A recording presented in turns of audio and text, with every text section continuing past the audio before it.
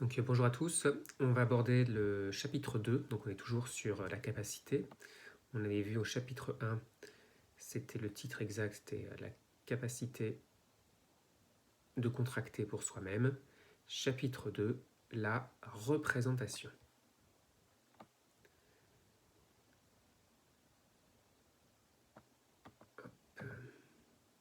Grand 1, définition. La représentation est un mécanisme qui permet à quelqu'un de conclure un contrat, non pas pour lui-même, mais pour le compte de quelqu'un d'autre.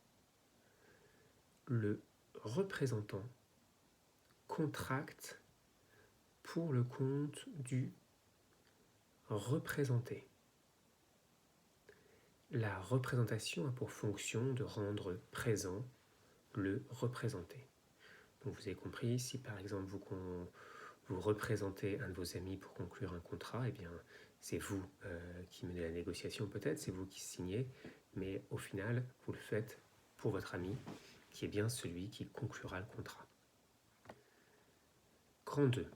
Les conditions de la représentation. Il existe 3 conditions pour que le représentant puisse engager le représenté. Je vais les citer, puis après on les étudiera en détail pour chacune d'entre elles. Première condition, le représentant doit être investi d'un pouvoir de représentation. Deuxième condition, le représentant doit prendre la qualité de représentant. Troisième condition, le représentant doit être animé par la volonté de contracter. Donc 2.1, le pouvoir de représentation. Une personne ne peut en engager une autre que si elle a été dotée préalablement d'un pouvoir à cet effet et qu'elle agit dans les limites de ce pouvoir.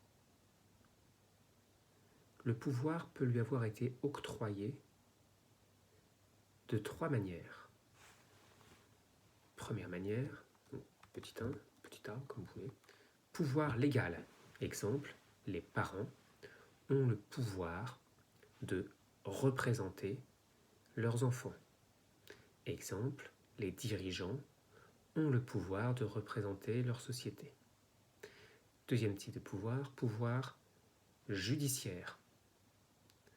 Dans certains cas, un jugement peut investir une personne de la mission d'en représenter une autre.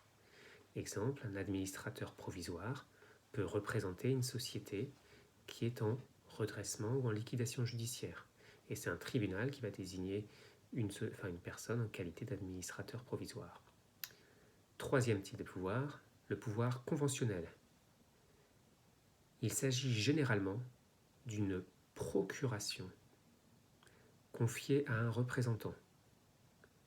Cette procuration s'analyse comme étant un contrat de mandat par lequel le mandant donne pouvoir à un mandataire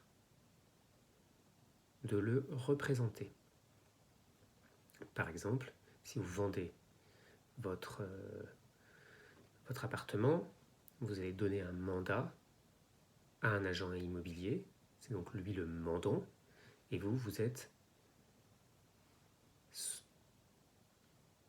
le mandant évidemment, excusez-moi, je dis une bêtise. Si vous donnez un mandat à une agence immobilière pour vendre un appartement, vous êtes le mandant et l'agent immobilier est votre mandataire.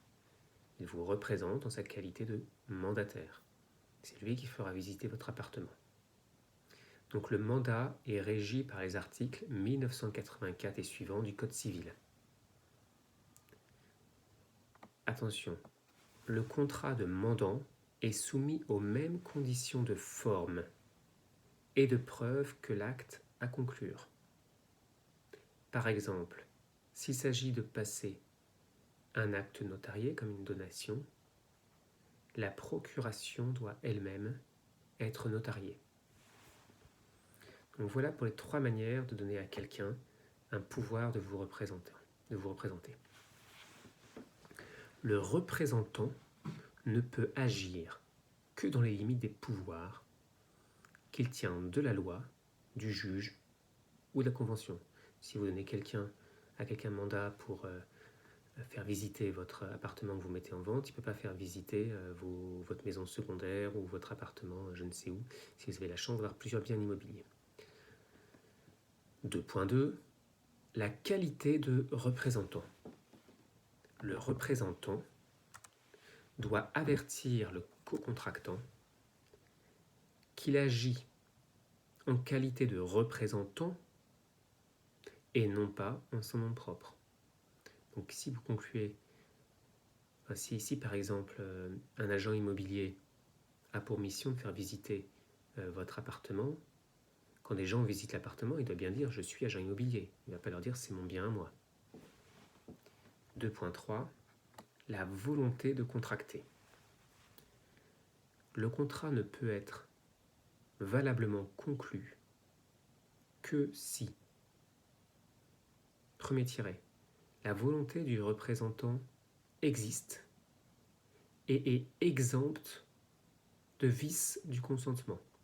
Donc quand vous avez conclu un contrat avec l'agent immobilier pour qu'il mette en vente votre appartement, vous devez avoir conclu un contrat valable avec lui. Il ne doit pas vous l'avoir extorqué par violence. Si vous met un revolver sur la tempe et vous dit vous concluez un contrat pour m'autoriser à vendre votre maison, c'est pas valable.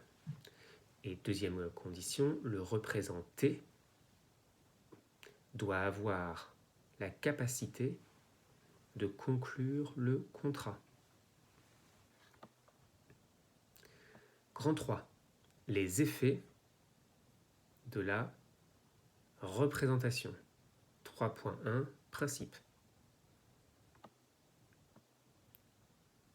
Le propre de la représentation est que le contrat est réputé, conclu directement entre le tiers contractant et le représenté. Donc si votre agent immobilier conclut par exemple pour vous un contrat de bail de location, et bien la personne qui va louer votre appartement on va considérer qu'elle a conclu directement un contrat avec vous. C'est vous qui vous êtes engagé en tant que bailleur à lui louer un appartement. Ce n'est pas l'agent immobilier. L'agent immobilier, une fois qu'il a touché sa com et qu'il a signé pour vous le contrat de bail de location, il n'était pas propriétaire du bien, c'est pas lui qui va toucher le loyer, c'est pas lui qui va assumer ses obligations en tant que bailleur. Autrement dit, premier tiret, c'est dans la personne du représenté que s'apprécie la capacité de conclure un tel acte. Donc c'est dans la personne du représenté que s'apprécie la capacité de conclure un tel acte. Si par exemple vous avez 5 ans et que vous donnez un contrat à un agent immobilier en charge de conclure un bail pour vous, il va falloir vérifier quand même que vous ayez l'accord de vos parents avant de mettre en bail un appartement qui vous appartient. Évidemment, ce n'est pas le cas. À 5 ans, on n'est pas majeur. Deuxième condition, c'est le représenté qui devient débiteur ou créancier en vertu du contrat. Le mandataire n'est pas tenu personnellement par le contrat. Si vous avez mis en location votre appartement, vous avez plus de 18 ans, c'est votre appartement, il n'y a pas de problème, vous devez apporter un logement paisible, une jouissance paisible et tranquille de l'appartement à la personne qui loue votre appartement. Si celui-ci, quand il arrive, il découvre qu'il y a des squatteurs qui sont présents dans l'appartement, il ne va pas se retourner contre l'agent immobilier, sauf si celui-ci le savait, il lui avait caché l'information, mais bon, c'est un autre sujet. Donc en principe, il ne va pas se tourner vers l'agent immobilier, il va se tourner vers vous en disant écoutez, vous me demandez de payer un loyer, mais moi je n'ai pas accès à l'appartement. Nouveau paragraphe. La transparence du représentant n'est cependant pas totale. Il en découle 2 conséquences. Première conséquence, l'existence d'un vice du consentement, on les a vus, dol, violence, erreur, peut s'apprécier en la personne du mandataire. Si c'est lui qui a été victime d'un dol, d'une erreur ou d'une violence, le consentement qu'il a donné au nom de son mandant est vicié. Et le mandant peut s'en prévaloir pour obtenir la nullité du contrat. Donc si votre agent immobilier, pendant qu'il faisait visiter l'appartement, il a eu affaire à quelqu'un qui lui a mis un pistolet sur la tempe en lui disant vous allez signer ce contrat de location, évidemment l'agent immobilier, il a été victime d'un acte de violence, il a signé un contrat, mais ce contrat ne saurait engager celui qui avait donné mandat. Parce que l'agent immobilier était victime d'un vice du consentement, un acte de violence de la personne qui voulait absolument avoir cet appartement en location. Deuxième conséquence plutôt, si le mandataire a commis une faute à l'égard du tiers contractant lors de la conclusion du contrat, il est personnellement responsable de cette faute envers le tiers, même s'il agit sur les instructions de son mandant. Il est personnellement responsable de cette faute envers le tiers, même s'il a agi sur les instructions de son mandant. Donc si l'agent immobilier a tenté de mentir sciemment à quelqu'un lorsque le contrat de location a été conclu, eh bien l'agent immobilier peut voir sa responsabilité engagée, même s'il a respecté les consignes de son donneur d'ordre. 3.2. L'exception, le cas du dépassement de pouvoir. Exception, le cas du dépassement de pouvoir. Le représentant ne peut agir que dans la limite du pouvoir qui lui a été donné, tel qu'il est défini par la loi, le jugement ou le contrat de mandat. S'il agit au-delà, il agit alors sans pouvoir.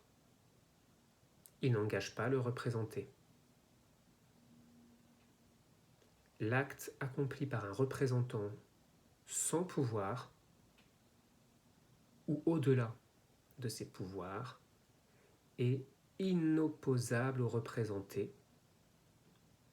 sauf si le tiers a légitimement cru en la réalité des pouvoirs du représentant.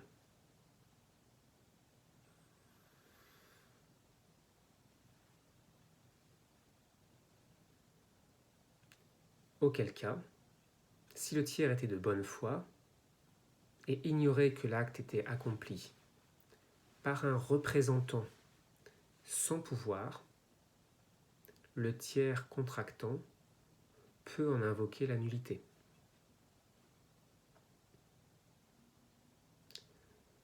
Nouveau paragraphe. Lorsque le représentant détourne ses pouvoirs au détriment du représenté et que le tiers avait connaissance du détournement ou ne pouvait l'ignorer, le représenté peut solliciter la nullité de l'acte. Cependant, le mandant peut régulariser ultérieurement cette situation. S'il approuve le contrat passé hors limite, il y a alors ratification de l'acte conclu. Cette ratification peut être expresse ou tacite. Donc vous avez bien compris, là vous avez par exemple, je garde l'exemple de l'agent immobilier, mais ça pourrait être un autre cas de mandat, un agent immobilier qui conclut un bail sur un bien sur lequel il n'avait aucun pouvoir. Il avait pouvoir pour louer un appartement de 3 pièces, mais pas pour louer le petit studio à côté qui vous appartenait aussi. Et puis finalement, il l'a mis en location aussi, il vous a trouvé un locataire, et il signe un contrat. Logiquement, il a dépassé ses pouvoirs. Il était compétent pour 3 pièces, pas pour le studio. Si néanmoins, vous acceptez de ratifier l'acte, dans ces cas-là, eh bien écoutez, tant mieux pour tout le monde, le contrat est régularisé. Donc cette ratification peut être expresse ou tacite. Donc, express, c'est-à-dire que vous écrivez expressément « je suis d'accord avec ce contrat » et tacite, finalement vous avez accepté de recevoir les loyers, d'exécuter le contrat et ainsi de suite, donc tout va bien. La ratification est rétroactive. L'acte est censé avoir été, dès l'origine, conclut valablement pour le représenter, et c'est lui qui se retrouve seul obligé. Donc si vous avez ratifié le contrat de bail par lequel votre agent immobilier a donné en location un studio alors que vous ne lui aviez pas demandé de faire ça, et bien dans ces cas-là, on va dire que ce contrat était valable dès l'origine. Donc voilà pour la représentation. Je vous envoie une autre vidéo pour la suite du cours.